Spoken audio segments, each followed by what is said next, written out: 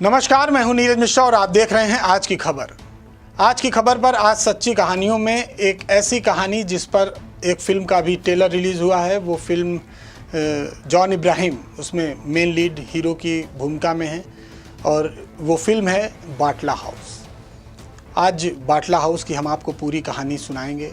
आखिर बाटला हाउस में क्या क्या हुआ था, कौन आतंकी थे, कहाँ के रहने वाले थे और ये चर्चा में क्यों रहा ये बाटला हाउस। इनकाउंटर तो तमाम हुए और कई बार पुलिस कर्मियों की भी मौत हुई इस इनकाउंटर में, आतंकी भी मारे गए, अपराधी भी मारे गए, लेकिन इस इनकाउंटर की ख़ास तौर से चर्चा हुई और करीब 1 साल तक ये चर्चा का विषय बना रहा ये पूरा इनकाउंटर। इस पर दिग्विजय सिंह ने एक बयान दिया था, उसके बाद फिर कांग्रेस के ही उस समय मंत्री थे पी चिदम्बरम, उन्होंने मना किया कि हम इस इनकाउंटर की जांच नहीं करेंगे। तमाम सामाजिक संगठन सड़कों पर उतरे इस पूरे इनकाउंटर को लेकर, तो काफ़ी चर्चा में ये इनकाउंटर उस समय रहा।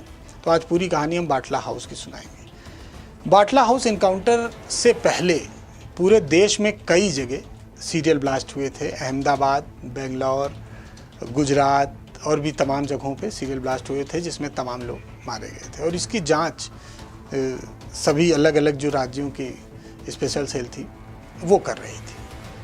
तो इसमें उस जांच आगे बढ़ी और इसमें गुजरात पुलिस को एक इनपुट मिला कि ये जो ब्लास्ट हुए इसमें कुछ फ़ोन नंबर्स यूपी में बात की गई कुछ लोगों द्वारा, कुछ संदिग्ध ऐसे नंबर मिले।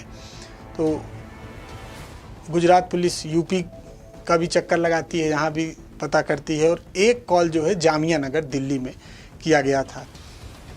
और एक बात और निकल कर आई कि इसमें एक ऐसे व्यक्ति भी शामिल है, उसका नाम तो नहीं पता था लेकिन ये पता था कि उसके आगे के 2 दांत जो है वो टूटे हुए हैं।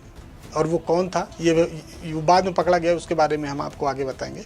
तो उस व्यक्ति की तलाश पुलिस कर रही थी और ये पता चला कि जामिया नगर से फ़ोन किया गया। अब पुलिस जांच शुरू करती है। जैसे ये जांच शुरू पुलिस कर रही थी तभी दिल्ली में भी एक सीरियल ब्लास्ट हो जाता है लगातार एक ही दिन में। और सितंबर 2008 में दिल्ली के कनॉट प्लेस में, गफ्फार मार्केट जहाँ मोबाइल वगैरह का काफ़ी काम होता है वहाँ पर, इंडिया गेट पे और करोल बाग, ग्रेटर कैलाश, तो ये 5 जगहों पर दिल्ली में सीरियल ब्लास्ट होता है। पुलिस परेशान, सिर्फ 50 मिनट के अंदर और सिर्फ पूरा सीरियल ब्लास्ट होता है और इसमें 30 से लोग मारे गए और 166 लोग करीब इसमें घायल हुए। तो एक बड़ा कांड, राजधानी दिल्ली का मामला, कांग्रेस की सरकार बिल्कुल उस समय दिल्ली में हाहाकार मच गया कि दिल्ली जैसी जगह भी अब सुरक्षित नहीं जहां पर सुरक्षा के तमाम दावे और वादे किए जाते हैं। तो हड़कंप मच गया पूरे प्रशासनिक मशीनरी में, सरकार में। कितना बड़ा धमाका, 30 लोग मारे गए, सीरियल ब्लास्ट। इसकी जांच करते करते पुलिस ने इसकी जांच जब स्टार्ट की 6 दिन पहले बाटला हाउस के ये पूरा कांड हुआ था, तो पुलिस को एक इनपुट मिला कि जामिया नगर में एक मकान है, उस मकान का जो नंबर है L18, बाटला हाउस में L18 मकान नंबर में कुछ संदिग्ध लोग रह रहे हैं जिनका संबंध इस कांड से हो सकता है। दिल्ली जो सीरियल ब्लास्ट है और साथ में जो गुजरात, अहमदाबाद और बेंगलोर, तमाम जगह जो इसके पहले सीरियल ब्लास्ट हुए थे। तो पुलिस इस इनपुट के आधार पर जाती है। उसे लगता है कि वो जिस व्यक्ति की तलाश हो रही है, जिसके आगे के 2 दांत टूटे हैं, पतला दुबला उसका कदकाठी है, वो भी हो सकता है वहीं मिल जाए। तो इसी इनपुट में पुलिस बाटला हाउस L18 मकान नंबर पहुंचती है। तो वो मकान काफ़ी, जो जामिया नगर है वहाँ काफ़ी पास मकान, सटे हुए मकान बने हुए हैं और आप कार लेके अंदर नहीं आ सकते और छतें काफ़ी एक दूसरे से सटी हुई हैं, तो आप लगभग आधे किलोमीटर तक आप छत से ही जा सकते हैं। तो वहाँ पे जो L18 मकान था वो 4 मंजिला मकान था, बिल्कुल पतला सकरा मकान था और भी मकान उससे सटे हुए थे और जाने की एक सीढ़ी थी।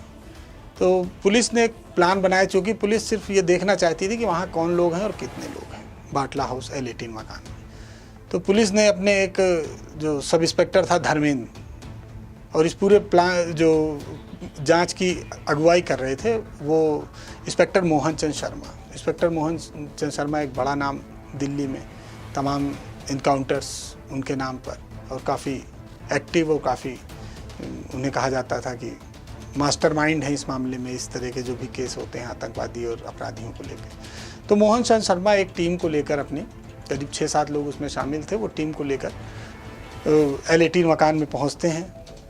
प्लान के तहत जो उनके एक SI थे धर्मेंद्र, उनको एक मार्केटिंग का, वोडाफोन या किसी कंपनी के मार्केटिंग का एग्जीक्यूटिव बना के उसको भेजते हैं कि आप ऊपर जाइए और जो 4थे मंजिल पर कुछ लड़के रह रहे हैं संदिग्ध, एक देख कर आइए। पुलिस ऐसा ही करती है। तो वो धर्मेंद्र पहुंचते हैं, गेट खटखटाते हैं, पतली सीढ़ियां थी उससे चढ़कर गए, बाकी पुलिस टीम पीछे। धर्मेंद्र ने गेट खटखटाया, अंदर से एक व्यक्ति ने दरवाज़ा खोला। उसने पूछा क्या है, तो धर्मेंद्र ने बताया कि मैं सेल्स एग्जीक्यूटिव हूँ और आपको अगर वोडाफोन चाहिए तो आप फॉर्म भर दीजिए। तो उसने मना किया कि मुझे ऐसा कुछ नहीं चाहिए और गेट बंद कर दिया।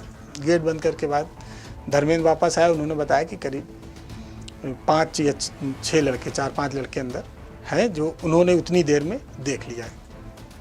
एक रैकी करने समझिए आप गए थे। तो जब मोहन चंद शर्मा को ये बताया तो वो कहते हैं ठीक है चलो देखते हैं कौन लोग हैं, क्योंकि कोई ऐसा मुठभेड़ का कोई वो नहीं था, सीन नहीं था। उन्हें सिर्फ ये था कि एक व्यक्ति को पकड़ना है जिसके आगे के 2 दांत टूटे हुए हैं, उसे पकड़ेंगे, पूछताछ करेंगे, ले आएंगे नीचे। कोई ऐसा कोई इनपुट नहीं था कि हथियार भी होगा वहाँ। तो इसलिए एक गलती भी यही की उन्होंने कि इस मामले को हल्के में लिया और बिना बुलेट प्रूफ जैकेट के ही वो वहाँ पहुँच गए। अब मोहन चंद शर्मा सबसे आगे, उनके पीछे सिपाही बलविंदर और जो सेल्स एग्जीक्यूटिव बने हुए थे धर्मेंद्र, वो पीछे, और तमाम और जो भी टीम 5-6 लोगों की वो थी।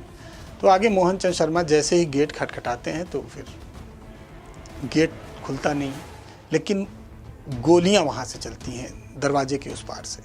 और एक गोली मोहन चंद शर्मा जो इंस्पेक्टर थे उनके कंधे पे लगती है, इधर से निकलती है, पीछे से निकल जाती है। दूसरी गोली उनके पेट के पास लगती है, वो घायल हो जाते हैं। और फिर पुलिस ने भी अपना फायर खोल दिया। अब दरवाजे के उस पार से जो आतंकी हैं और इधर पुलिस, दोनों तरफ से फायरिंग होती है और करीब 40 मिनट तक ये पूरी फायरिंग होती है। इलाके में भी हड़कंप मच जाता है। अब सादी वर्दी में पुलिस, लोग इकट्ठा हो जाते हैं कि आखिर क्या हो गया है। लोगों को लगता है कि पुलिस वाले बदमाश हैं क्योंकि वो भी सादी वर्दी में फायरिंग कर रहे हैं। तो वहाँ भी तमाम लोग, तब तक लोकल पुलिस भी आ जाती है और इस ऑपरेशन में लोकल पुलिस को भी जो स्पेशल सेल थी उसने शामिल नहीं किया था। लोकल पुलिस भी आ जाती है। फिर पता चलता है ये जो बाहर खड़े होकर गोली चला रहे हैं और जो फायरिंग कर रहे हैं बाहर से, वो पुलिस वाले हैं, अंदर कुछ आतंकी और बदमाश हैं। तो स्थिति फ़िलहाल संभलती है और 2 गोली इनको लगी थी तो इनको अस्पताल ले जाया जाता है, लेकिन अस्पताल में ही इनको जब पहुँचते हैं तो मोहन चंद शर्मा जो इंस्पेक्टर थे उनकी मौत हो जाती है। और 50 मिनट की जो फायरिंग थी उसके बाद जब दरवाज़ा खुलता है तो वहाँ पर 2 लाशें पड़ी हुई थी। एक था उसमें से मोहम्मद आतिफ और दूसरा आतिफ अमीन और दूसरा मोहम्मद साजिद। ये 2 लोग वहाँ मारे गए, जिसमें मोहम्मद आतिफ अमीन ये इनका बॉस था, यानी कि वो वहाँ पर सबसे बड़ा था। और 2 लोग इस पूरे मामले में पकड़े गए। पुलिस ने इनको पकड़ा, एक जिशान और एक सैफ। ये 2 लोग अरेस्ट हुए और बताया गया कि एक व्यक्ति उसी में भाग गया। और एक और लड़का था जो उस समय नहीं था मौके पे, हालांकि बाद में उसे क्लीन चिट मिल गई क्योंकि वो उस समय वाकई नहीं था। वो जामिया में पढ़ाई कर रहा था उस समय, कोई टेस्ट था उसमें गया था, बाद में जांच हुई तो वो निकला और वो निर्दोष साबित हुआ। इस पूरे मामले में वो बरी हुआ बाद में। अब 2 जो लोग थे वो मारे गए, इसमें 2 आतंकी और 2 लोग अरेस्ट हुए। और मरने वाले में मोहम्मद आतिफ अमीन और मोहम्मद साजिद, ये जितने भी लोग थे ये आजमगढ़ के सभी रहने वाले थे और आजमगढ़ के संजरपुर के रहने वाले थे ये सभी लोग। और जो बाकी थे ये मोहम्मद आतिफ अमीन की शागिर्दी में ही वहाँ रह रहे थे क्योंकि ये सबसे सीनियर था और गांव के जो इसके परिवार वाले थे वो भी ये जान रहे थे कि आतिफ अमीन सीनियर है और वो पढ़ाई में भी ब्रिलियंट है, तो इसलिए उसकी शागिर्दी में सभी बच्चों को उन्होंने रख रखा था। अब पुलिस जब अरेस्ट करती है इन दो लोगों से, इनसे पूछताछ करती है, तो फिर बाद में काफ़ी बड़ा खुलासा होता है कि जो मोहम्मद आतिफ अमीन है ये मेन मास्टरमाइंड था और ये जो बम था उसको बनाने का एक्सपर्ट था। और 2006 से लेकर 2008 तक जो भी बम धमाके हुए थे उसको इसी ने बनाया था, उन बमों को। तो बम बनाने का ये पूरा मास्टरमाइंड था। आजमगढ़ से गया था, वहाँ पे ये इंडियन मुजाहिदीन इसने ज्वाइन कर ली और जो सीरियल ब्लास्ट हुए थे दिल्ली के, उसकी पूरी जिम्मेदारी इंडियन मुजाहिदीन ने बिल्कुल ईमेल हर जगह भेज के मीडिया को और तमाम लोगों को भेज के ली थी कि इंडियन मुजाहिदीन ने ये पूरा सीरियल ब्लास्ट किया है। तो ये सभी आजमगढ़ के रहने वाले थे। वहाँ पे भी देखा गया तो उनके जो परिवार थे, जो लोग बच्चे मारे गए, जो उनके परिवार के बच्चे थे, तो उनके माँ बाप को भी नहीं पता कि उनके बच्चे कर क्या रहे हैं। वो आतंकवादी गतिविधि में लिप्त हैं उनके बच्चे, लेकिन परिवार वालों को ये है कि वो पढ़ने गए हैं दिल्ली, वहाँ पढ़ाई कर रहे हैं, लेकिन वहाँ तो वो इंडियन मुजाहिदीन ज्वाइन कर चुके थे और कुछ और ही काम कर रहे थे। फिर इस मामले का पूरा, जब ये पूरा इनकाउंटर और ये सब पकड़े गए, सब लोग, 2 लोग मारे गए, तो इसकी पूरी जांच शुरू हुई। तमाम सामाजिक संगठनों ने कहा कि ये फेक इनकाउंटर है। इसके बाद फिर राष्ट्रीय मानवाधिकार आयोग ने इस पूरे मामले की जाँच करी और 22 जुलाई 2009 को मानवाधिकार आयोग ने कोर्ट में अपनी रिपोर्ट सौंपी कि ये जो पूरा इनकाउंटर था ये पूरा सच था और इसमें पुलिस का कोई रोल नहीं था। पहले एक बार कहा भी गया कि मोहन चंद शर्मा अपने ही जो इंस्पेक्टर और जो सिपाही पुलिस हैं उन्होंने ही इन पे गोली मारी, लेकिन ये था कि गोली आगे से चली, यानी दरवाजे के उस पार। ये पूरा पोस्टमार्टम में आया तो ये बात भी गलत साबित हुई कि मोहन चंद शर्मा अपने लोगों की गोली से मारे गए। वो गोलियां आतंकियों की तरफ से चली थी जो उस पार थे, यानी कि मोहम्मद आतिफ अमीन और साजिद, जीशान और सैफ। और इसमें से एक आतंकी जो भाग गया था वो उसका नाम भी साजिद था और वो 2017 में आईएसआई उसने ज्वाइन कर लिया था। उसकी मौत सीरिया में हुई। वो भी आजमगढ़ का रहने वाला था, संजरपुर के, आजमगढ़ के संजरपुर का रहने वाला था। तो आजमगढ़ इसीलिए काफ़ी बदनाम भी रहा कि, और कहते हैं दिल्ली में अगर आप आजमगढ़ बताइए कि मैं आजमगढ़ से हूँ तो वहाँ आपको किराए पे कमरा भी नहीं मिलेगा।